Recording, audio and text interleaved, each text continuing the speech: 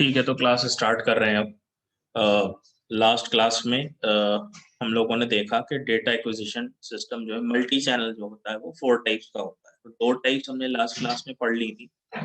One is multi channel analog multiplex system, second is multiplexing the output of sample and hold circuit. Basic ये आपका जो है diagram था। ये signal आ रहे हैं हर ट्रांसड्यूसर से, ठीक है। वो सिग्नल कंडीशनर से पास हो रहे हैं and then they are passing through the multiplexer and then they are passing ahead forward to the computer for transmission और storage। ठीक है। फिर हमने देखा कि हम हर सिग्नल कंडीशनर के आउटपुट को ही सैंपल एंड होल्ड कर रहे हैं, वो हम सैंपल होल्ड के थ्रू पास करा रहे हैं, फिर हम मल्टीप्लेक्सर में। ये दो हमने सिस्टम्स देख लिए थे, ठीक है ना। दोनों के एडवांटेजेस डिसएडवांटेजेस ये हम देख चुके थे, ठीक है।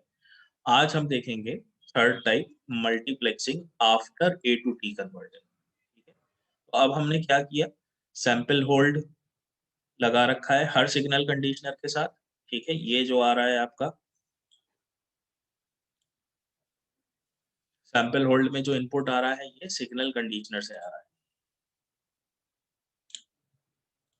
ठीक। फिर हम उसको पास कर रहे हैं टू एडी कन्वर्टर, ठीक। और इसके बाद हम मल्टीप्लेक्सिंग कर रहे हैं एडी कन्वर्टर के बाद।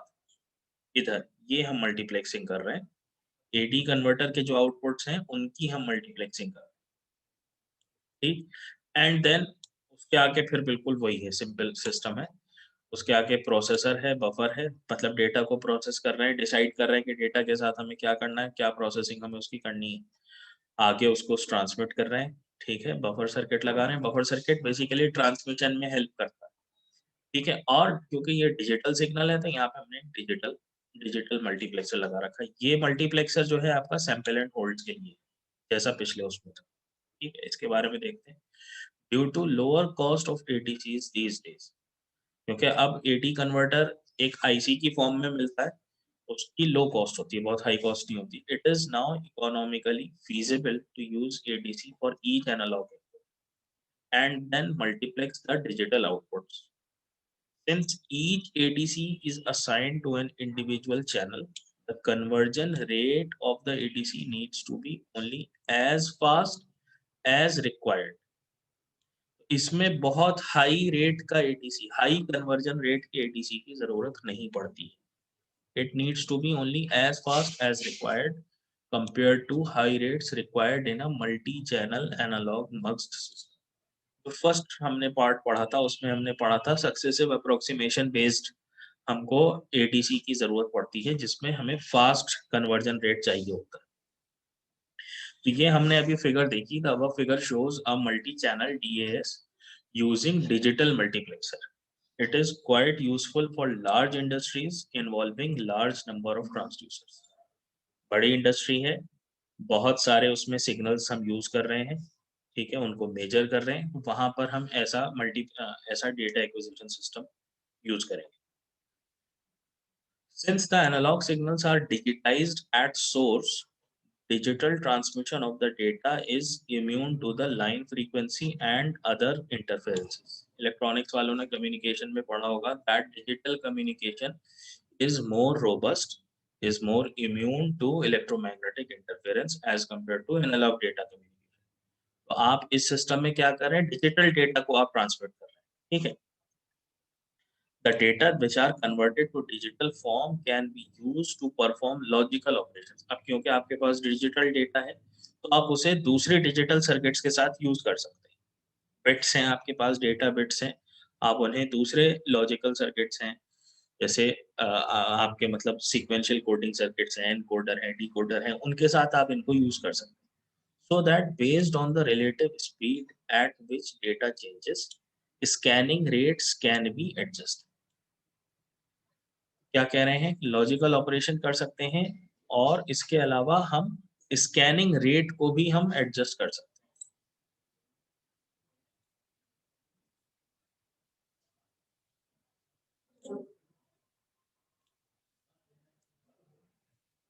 Sometimes the ADC outputs are pass through a processor. ये हमने अभी देखा कि एडीसी के आउटपुट्स को हमने प्रोसेसर के थ्रू पास कर रहे हैं यहाँ पे, ये देखिए, ठीक है।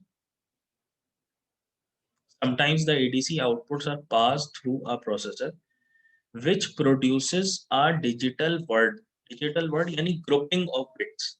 आपने बिट्स की ग्रुपिंग कर दी तो उसको हम एक डिजिटल वर्ड कह रहे हैं, corresponding to a function of the data input. तो यहाँ पर इस प्रोसेसर में आपको क्या मिल सकता है, कोई इस तरीके का डिजिटल इनपुट, डिजिटल वर्ड मिल सकता है, that is some function of the data input. यानी आपको इस तरीके, फॉर एग्जांपल आपको यहाँ पर एक ऐसा डिजिटल वर्ड यहाँ पर बना सकते हैं आप यहाँ पे, जो कि that is equal to rate of change of data, ठीक है। ये हो गया multiplexing after data, after A to D converter. Next है multiplexing of low level data, ठीक है। अब इसमें लो लेवल डेटा है तो उसके लिए हमने यहाँ पे देखिए शील्डिंग लगा रखी है, गार्ड, ये केबल्स हैं या वायर्स हैं, इनके साथ हमने यहाँ शील्डिंग लगा रखी है। क्यों लगा रखी है भाई? उसका रीजन ये है कि नेबरिंग सिग्नल से कोई डिस्टरबेंस इस सिग्नल में ना क्रिएट हो, ठीक है।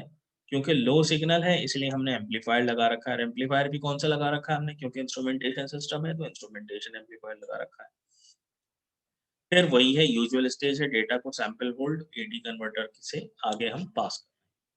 इसमें देखते हैं क्या होता है।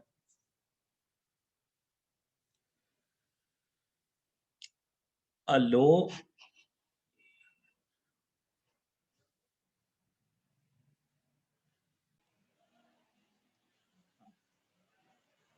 तो इसमें देखते हैं, low level multiplexing system enables the use of single high quality data amplifier for handling multi channel low level, ठीक है। एक एम्पलीफायर है, मल्टीपल हमारे लो लेवल इनपुट्स हैं, उनको हम यूज करते हैं। मतलब एक सिंगल एम्पलीफायर से हम लो लेवल इनपुट्स को, लो सिग्नल्स को मल्टी एम्पलीफाई करके और फिर मल्टीप्लेक्सिंग करते हैं। ये आपका डेटा एक्विजिशन सिस्टम बन जाता है, multiplexing with. This technique is particularly useful when a large number of channels, more than 250, all having low-level outputs, need to be monitored at moderate speed. इसमें भी बहुत ज़्यादा high speed requirement हमारी नहीं, okay?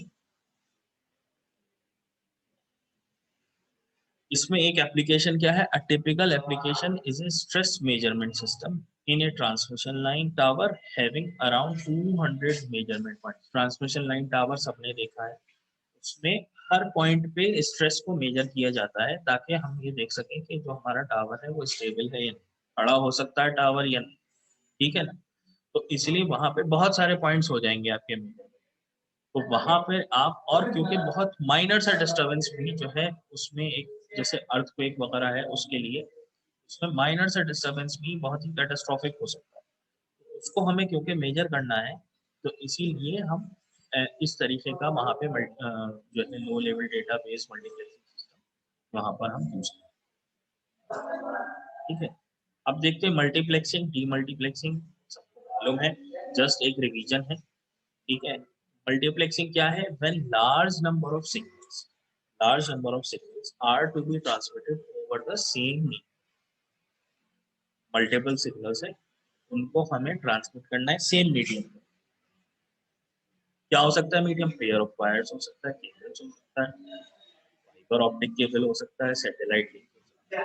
तब हम वहां पे मल्टीप्लेक्सिंग करते हैं, combination of multiple signal. Multiplexing allows a number of lower bandwidth communication signals to be combined and transmitted over a higher bandwidth channel। Low frequency signals को हम हाई फ्रीक्वेंसी, बैंडविड्थ से सब लोग समझते हैं frequency range, over a high bandwidth channel at the receiving end we need demultiplexing, ठीक है। पहले हमने मल्टीपल सिग्नल्स थे उनको सिंगल सिंगल उसमें कन्वर्ट किया, सिंगल सिंगल सिग्नल में, एक सिग्नल में कन्वर्ट किया ट्रांसमिशन के लिए। फिर रिसीविंग एंड पे हमें वापस ओरिजिनल मल्टीपल सिग्नल्स चाहिए, तो हम क्या करेंगे, डीमल्टीप्लेक्सिंग करेंगे। Multiplexing scans across a number of analog signals and then time shares them sequentially into a single analog output. Number of signals scan कर रहे हैं, फिर उसके बाद हमने टाइम दे दिया कि एक सिग्नल इतने टाइम पे जाएगा, दूसरा सिग्नल ट्रांसमिट होगा, इस तरीके। Multiplexing makes it possible to efficiently use the full bandwidth of the communication channel and to achieve lower transmission. There are two types of major types of multiplexing जो आपके syllabus में है, इसके अलावा भी होती हैं, हमें इन पर फोकस करना है। Time division multiplexing and frequency division. तो मल्टीप्लेक्सर डीमल्टीप्लेक्सर एक बार हम थोड़ा सा यहाँ पर देख लेते हैं।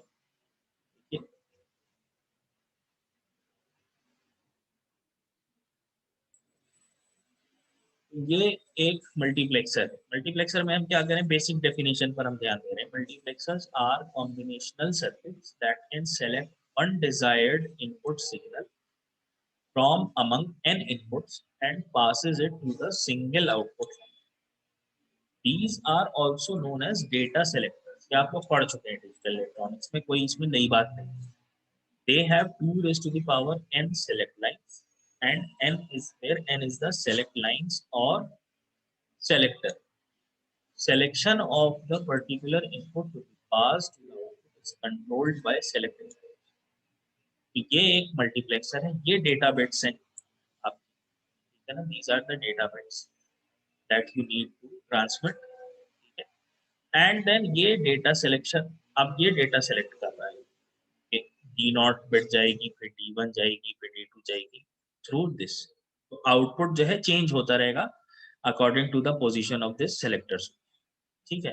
बेसिक 2x1 मल्टीप्लेक्सर अगर हम कहें तो ये दो डेटा बिट्स हैं, ठीक है। दो डेटा बिट्स को सिंगल उस पे चैनल पे हमें जो है ट्रांसमिट करना है। तो एक बार तो डी नॉट पास होगी, एक बार डी वन पास होगी। अब इसका लॉजिकल एक्सप्रेशन अगर हम देखना चाहें तो आउटपुट इसका इस तरीके से, ये आप इसका एक्सपेरिमेंट भी कर चुके हैं, S bar D not plus S D, ठीक है। यहाँ मेरे ख्याल से डी वन ही होना चाहिए, ठीक। और डी, इसी तरीके से हम डी मल्टीप्लेक्सर के बारे में देख लेते हैं कि डी मल्टीप्लेक्सर क्या है।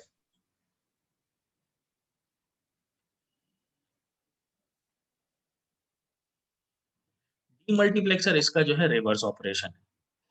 Demultiplexers are those that perform the inverse of the multiplexing operation on a given function. They are abbreviated as DMUX, ठीक है, सबको मालूम है। It has one input line, एक input होगा, multiple outputs होंगे, and transmit it to one of the 2 raised to the power n possible output lines. ये आपकी output bits होगी। The specific output is selected based on the bit combination of select inputs. इसमें भी select line होगी। Basic diagram ये है, बिल्कुल उसके जस्ट रिवर्स है। यहाँ पर वही आपकी इनपुट बिट्स हैं, मूविंग आर्म है, उसके करस्पॉन्डिंग मतलब सॉरी ये इनपुट है, sorry this is the input, moving arm है, उसके करस्पॉन्डिंगली आपको यहाँ पे आउटपुट बिट्स मिल जाएंगे। अगर हम देखना चाहें तो ये इस तरीके का जो है एक 1/2 जो है ये डीमन, ठीक। वापस आते टाइम डिवीजन मल्टीप्लेक्सिंग, क्या करेंगे, चैनल की कंप्लीट बैंडविड्थ को हम एक वन लो स्पीड चैनल को डेडिकेट कर देंगे, दे देंगे for a short period of time, and then to other low speed channel in a predetermined. क्या करना है, मल्टीप्लेक्सिंग है, ठीक है, लेकिन हम हर चैनल को, जितने मल्टीपल इनपुट लाइंस हैं,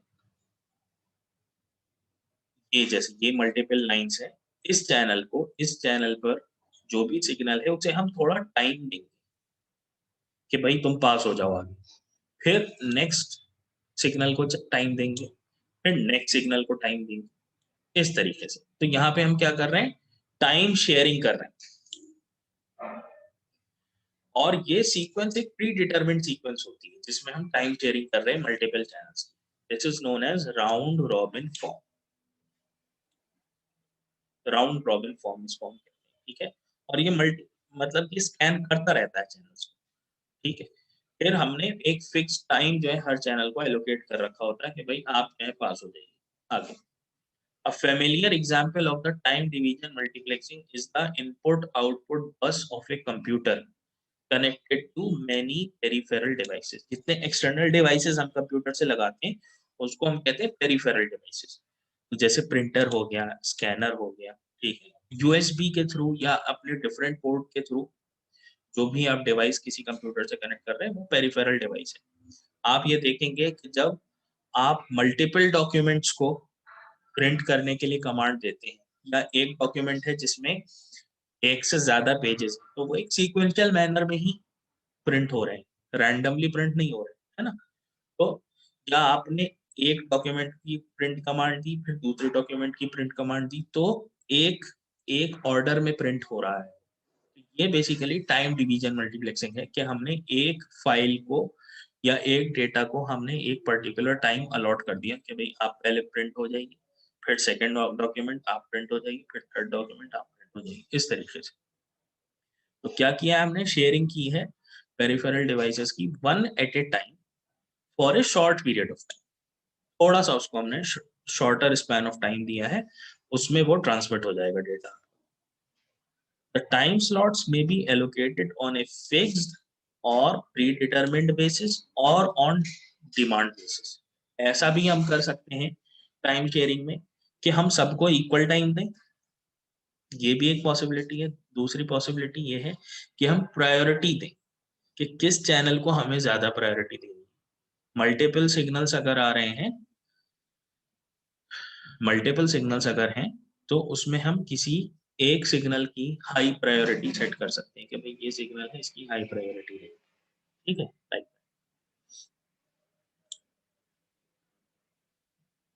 ये एक डायग्राम है, बेसिक डायग्राम जो एडीएम और एफडीएम को इलस्ट्रेट करता है।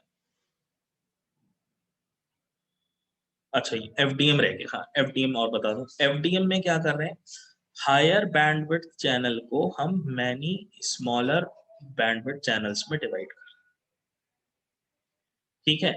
टाइम सेम है इसमें, फ्रीक्वेंसी डिवीजन मल्टीप्लेक्सिंग में टाइम सेम है, साइमल्टेनियसली पास हो रहे हैं, लेकिन हमने एक चैनल की बैंडविड्थ को, एक एक लंबी बैंडविड्थ है, ज्यादा फ्रीक्वेंसी रेंज है, उसमें छोटी छोटी फ्रीक्वेंसी रेंजेस हमने जो है एलोकेट कर दी डिफरेंट सिग्नल्स को, ठीक है। अब क्या होगा, the signals on these channels are transmitted at the same time पे ट्रांसमिटेड होंगे, बट क्योंकि फ्रीक्वेंसी रेंज डिफरेंट है इसलिए डिफरेंट कैरियर फ्रीक्वेंसीज। इसमें क्या करना है हमें, for reducing interference suitable guarding is used, के अलग अलग फ्रीक्वेंसी रेंज पर सिग्नल ट्रांसमिट हो रहा है, तो ये जो आपका सिस्टम है it is not very immune to interference. आपको क्या करना पड़ेगा, एक्सटर्नल शील्डिंग या एक्सटर्नल गार्डिंग इसमें आपको लगानी पड़ेगी। FDM techniques are mostly used to combine low speed circuits, Jin circuits की स्पीड लो है, onto single voice grade lines for transmitting to remote places। FDM का एक एग्जांपल है TV broadcast, frequency division multiplexing. इसके अलावा CDMA, WCDMA ये सब भी होते हैं, लेकिन आपके इसमें इसमें हमें इतना ही पढ़ना है, फ्रीक्वेंसी डिवीजन एंड टाइम। तो ये चैनल है, ठीक है, ये चैनल है, बैंडविड्थ सबकी सेम है। देखिए ये वाई एक्सिस पर फ्रीक्वेंसी है, एक्स एक्सिस पर टाइम है। टीडीएम को देखें पहले,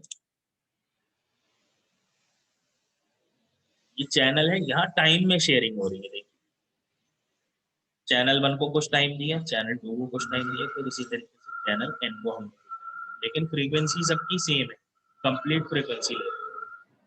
एफडीएम में क्या हो रहा है, एफडीएम में सब सेम टाइम पे ट्रांसमिट हो रहे हैं, सारे सिग्नल सेम टाइम पे ट्रांसमिट हो रहे हैं, लेकिन सबकी फ्रीक्वेंसी अलग अलग है। ये फ्रीक्वेंसी रेंज है, इसकी फ्रीक्वेंसी रेंज है, लाइक डीमल्टीप्लेक्सिंग हम लोगों ने देखी है, ठीक है। अब ये है, अब आपकी नेक्स्ट क्लास जो है थर्सडे को छोटी क्लास में ले रहा हूँ, बस मैं सभी स्टूडेंट्स से रिक्वेस्ट कर रहा हूँ टाइम से ज्वाइन कर ले। मैं ऑलरेडी 10 मिनट देता हूँ ज्वाइन करने के लिए, लोग ज्वाइन कर रहे हैं आधे-आधे घंटे बाद, अब भी ज्वाइन कर रहे हैं लोग, ठीक है ना? और आज की क्लास से हर क्लास से रिलेटेड कुछ ना कुछ टास्क मैं दूँगा, इसको भी इम्पोर्टेंस दें आप लोग। इसमें भी लेट सबमिशन करने से कोई फ़ायदा नहीं होगा, मैं ज़ीरो कर दूँगा। डेडलाइन खत्म हो जाएगी, मैं ज़ीरो कर इस चीज़ का प्लीज़ ध्यान रखें कि अब ये मैं रिकॉर्डिंग और ये सब चीज़ जो है आप लोग कर दूँगा शेयर थोड़ी देर में।